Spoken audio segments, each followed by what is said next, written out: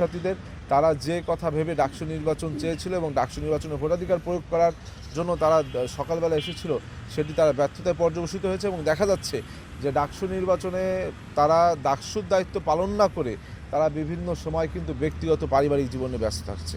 তারা কিন্তু তাদের ব্যক্তিগত বিভিন্ন কর্মসূচি নিয়ে ব্যস্ত থাকছে। আপনারা দেখেছেন জাতীয় নির্বাচনের সময় তারা হেলিকপ্টার যোগে জামাতের প্রচারণার জন্য বিভিন্ন জায়গায় গিয়েছে, অথচ নির্বাচনের আগ মুহূর্তে তারা বলেছিল ডাকসু নির্বাচনের আগে যে তারা কোনো ধরনের কোনো মাদার অর্গানাইজেশনের সাথে তারা নেই, কোনো মাদার অর্গানাইজেশনের প্রচারণা তারা করবে না। কিন্তু এবং তারা বলেছিল ছাত্রদল যদি নির্বাচিত হয় তারা মাদার অর্গানাইজেশনে বিভিন্ন প্রচারণা করবে। আমরা তখনও বলেছিলাম হ্যাঁ আমরা করবো, কেননা আমরা জাতীয়তাবাদী আদর্শে বিশ্বাসী, রাষ্ট্রের প্রয়োজনে রাষ্ট্রের সাথে আমরা জাতীয়তাবাদী আদর্শের যে কোনো প্রচারণা করবো। কিন্তু তারা বলেছিল তারা জামাতের কেউ না, জামাতে প্রচারণা করবে না। কিন্তু আমরা দেখলাম যে ডাকসুতে তারা ভিপি বা জিএস বনে যাওয়ার পরেই তারা হেলিকপ্টার যোগে বিভিন্ন জায়গায় জামাতের প্রচারণা করলো। এই যে তাদের মিথ্যাচারিতা, এই যে তাদের প্রতারণা, এই যে তাদের কপটতা, এই যে তাদের চাতুর্যতা, এগুলো ঢাকা বিশ্ববিদ্যালয়ের শিক্ষার্থীদের আমি অনুরোধ করবো আপনারা মনে রাখবেন এবং সময় সুযোগ মতন আগামীতে যে ব্যালট বিপ্লব, আগামীতে যে ডাকসু নির্বাচন হবে সেই সময় আপনারা জবাবগুলো দিবেন। এবং আমি এই শিবিরের ফরাদকে অনুরোধ করবো যে আপনি মিথ্যাচারিতা থেকে বেরিয়ে আসুন। ওনাকে দেখলে আমার কিছুটা ছাত্রলীগ আমলে গোলাম রব্বানির মতন মনে হয়।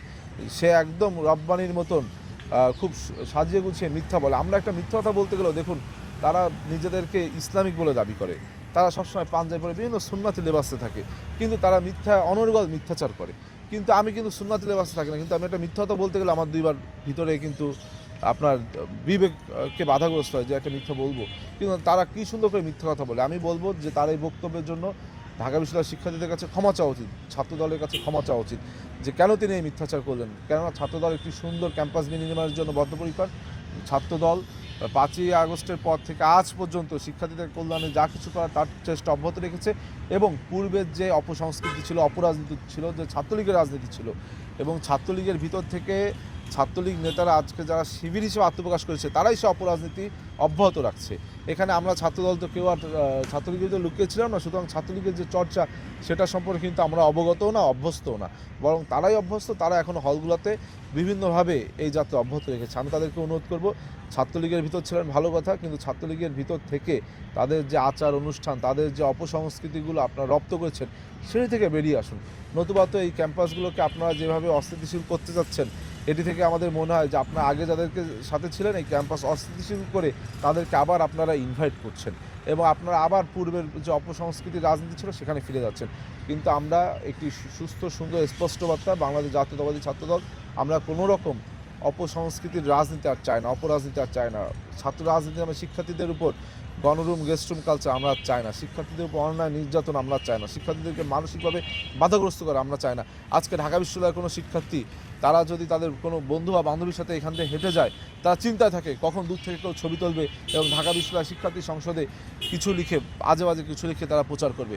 আজকে ঢাকা বিশ্ববিদ্যালয়ের শিক্ষার্থীরা যখন বিভিন্ন সময় খেলা দেখে, সেই খেলা দেখার সময় তারা ভয়ে থাকে যে কখন এই শিবির কী করেছে, বিভিন্ন মানুষের হাতে, তাদের বিভিন্ন নেতাকর্মীদের হাতে মোবাইল ফোন তুলে দিয়েছে। মোবাইল ফোন তুলে দিয়ে তাদের কিন্তু কোনো আইডেন্টিটি নেই, তাদের সাংবাদিকতার সাথে মিনিমাম আপনার যোগসূত্রও নেই, কিন্তু তারা একটা হাতে মোবাইল ফোন নিয়ে বলছে আমরা মোবাইল সাংবাদিক। এবং তারা কী করছে, বিভিন্ন নারী শিক্ষার্থীদেরকে জুম করে বিভিন্ন আজে বাজে আপনার ভিডিও ধারণ করে সেগুলো ফেসবুকে প্রচার করছে। আমি বলবো এই জন্য আমাদের ঢাকা বিশ্ববিদ্যালয়ের শিক্ষার্থীরা কিন্তু একটি নিরাপত্তার সংকটে রয়েছে।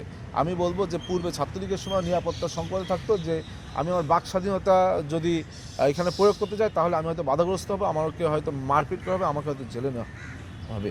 কিন্তু এখন শিক্ষার্থীরা ভয় থাকে যে আমি যদি এখানে আমার স্বাধীনভাবে আমার বিশ্ববিদ্যালয়ে আমি হাঁটি, আমার ছবি হয়তো কেউ তুলে এটি হয়তো ভাইরাল করবে। অর্থাৎ এই যে মানসিকভাবে বাধাগ্রস্ত করা, এই যে মানসিকভাবে চাপে রাখা, এইখান থেকে বেরিয়ে আসুন এবং শিক্ষার্থীদের মত প্রকাশের স্বাধীনতা দিন, শিক্ষার্থীদের বাক স্বাধীনতা, শিক্ষার্থীদের ব্যক্তি স্বাধীনতাকে আমাদের বজায় রাখতে হবে। তাহলেই এই যে শিক্ষার্থীরা, যে ঢাকা বিশ্ববিদ্যালয়ের শিক্ষার্থীরা প্রগতিশীলতার ধারক বাহক, ঢাকা বিশ্ববিদ্যালয়ের শিক্ষার্থীরা বাংলাদেশি জাতীয়তাবাদের ধারক বাহক, তাদের সেই ধারা অব্যাহত রাখা যাবে।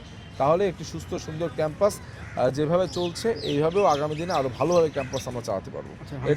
ভাই আমরা দেখতে পাচ্ছি যে সাদিক কায়েম তিনি তাকে জামাত ঢাকা দক্ষিণের মেয়র হিসেবে, মানে মেয়র পদপ্রার্থী হিসেবে তাকে ঘোষণা করেছে অলরেডি।